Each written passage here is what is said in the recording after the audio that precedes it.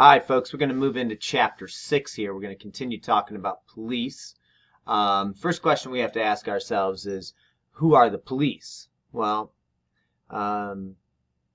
just depends on what time of policing you're talking about in the United States. The composition of the nation's police forces is changing. 50 years ago and before, police force primarily white males with high school degrees. Today, we're seeing a lot more racial and gender diversity in the police force, and they're more educated. Generally, some college in order to be a police officer in the 21st century in the United States. 13% are female.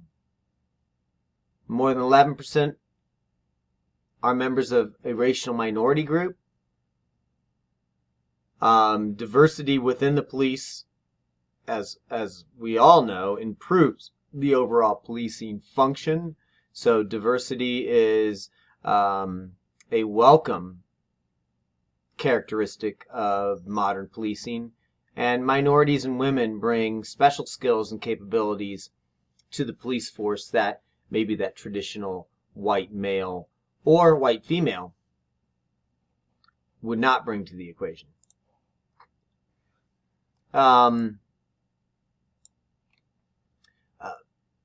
Minority police officers. The first African American police officer was brought onto the force in 1861.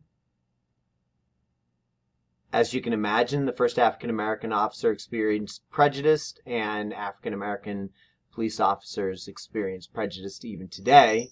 But that first African American police officer ran into limitations in promotion and was only allowed to patrol in minority neighborhoods.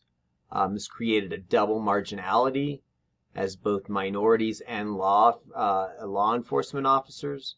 The social burden African American police officers carry by virtue of being both a minority group and a law enforcement officer is a heavy weight to carry.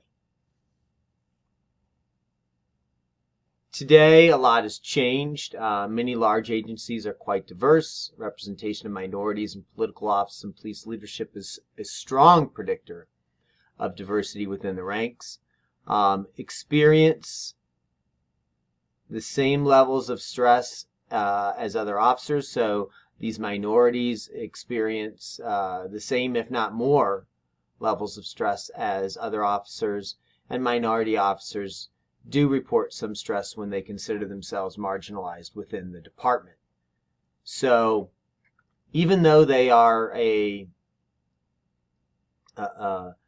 occupy a possession that, or they occupy a profession that possesses power over people, they can still be discriminated within the organization and outside of the organization as well. Women in policing. The first woman police officer was part of the LAPD and was hired on in 1910. Of course, she experienced discrimination, as do police officers continually. Especially women experience discrimination today. She suffered from separate selection requirements and, of course, as you can imagine, was assigned menial tasks. Today, women are struggling for acceptance still. This is a male-dominated profession. The struggle for acceptance primarily comes from their male peers.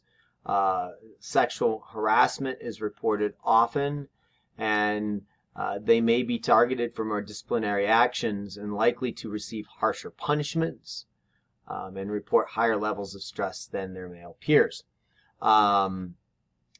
Not that this is an indication of that, but it's certainly supported by the recent incarceration of Amanda Geiger, who was a female police officer, a white female police officer in Texas, who walked into another person's apartment and shot them.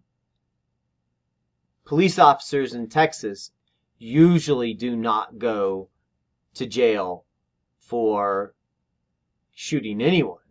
And the fact that a woman police officer, and I believe that she should have went to jail, but I believe that many police officers that have done things that didn't go to jail should have went to jail as well. So is this an indication of this idea that they suffer more disciplinary actions?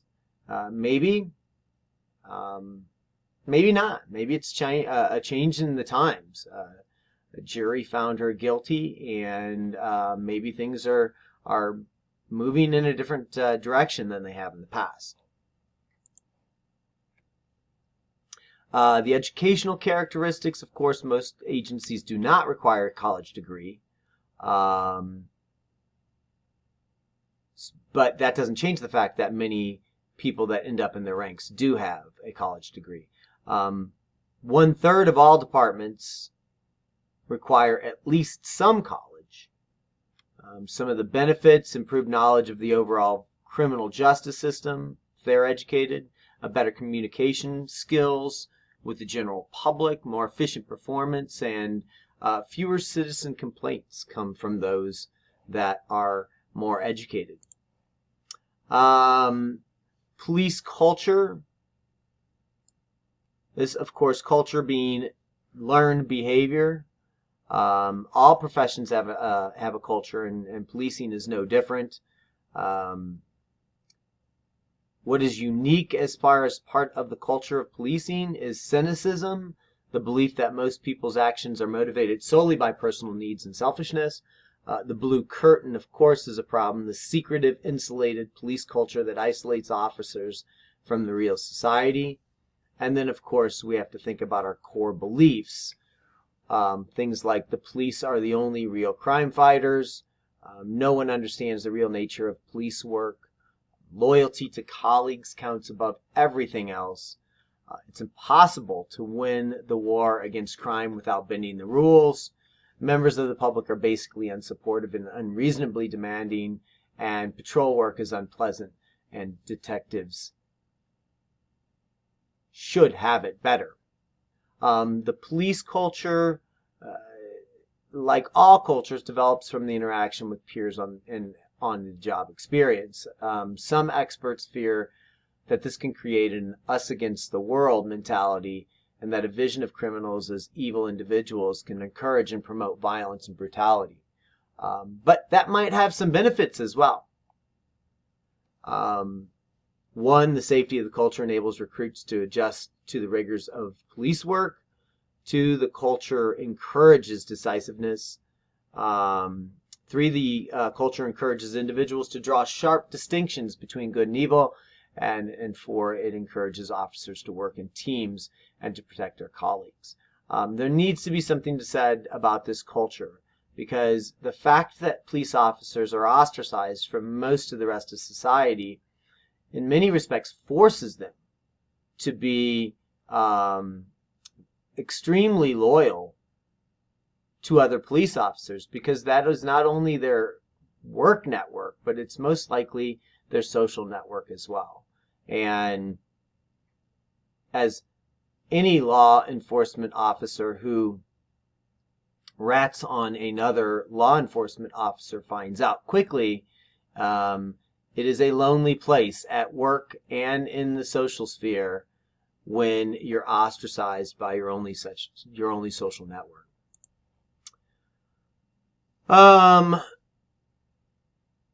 Some things that we need to think about in reference to the police profession. First off, the police personality. It's dogmatic, it's authoritarian, and it's suspicious. And all of these negative values can create an even more isolated situation for police officers. Of course, cynicism exists at all levels. Departments attract recruits who exhibit this personality all the time, and the work itself develops this personality as you interact with people like the young woman that we looked at in the first discussion. That woman most likely had a complaint to be filed, but the way that she interacted with every police officer from the time that she was snatched up to the time that she was released creates a cynicism in every other police officer that wasn't part of the initial situation. She just raged against police officers, and each time that happened, it made them more cynical and her less likely to escape her situation unscathed.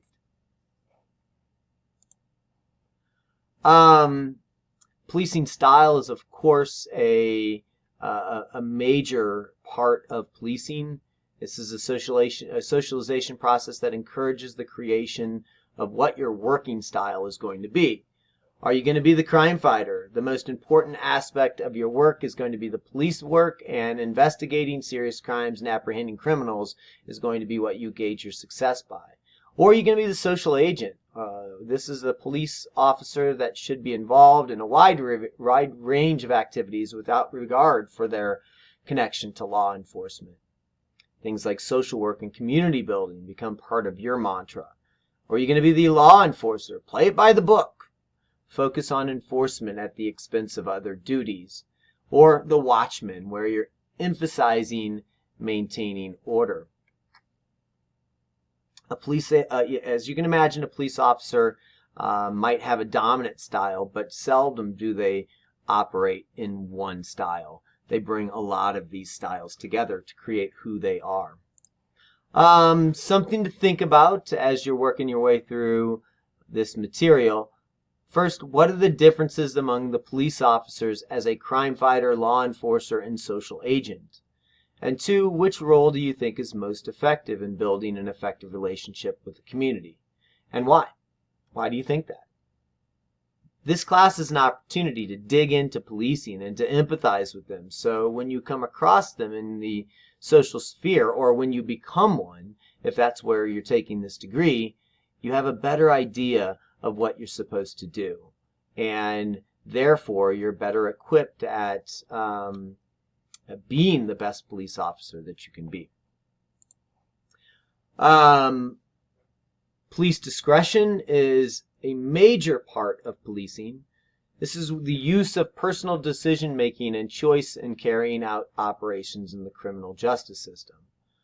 This is what they call low visibility decision making. The police are seldom regulated or supervised in their decision making. Occasionally, a police officer's decision may result in a judicial review, but for the most part, not so much. Emotional intelligence, of course, is critically important for police officers. The ability to control their emotions in highly stressful situations is essential.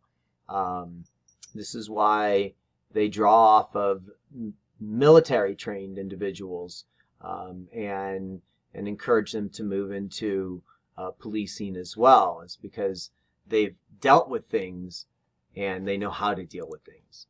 There are also legal factors to take into consideration when we're talking about discretion. There's far less discretion with serious crimes.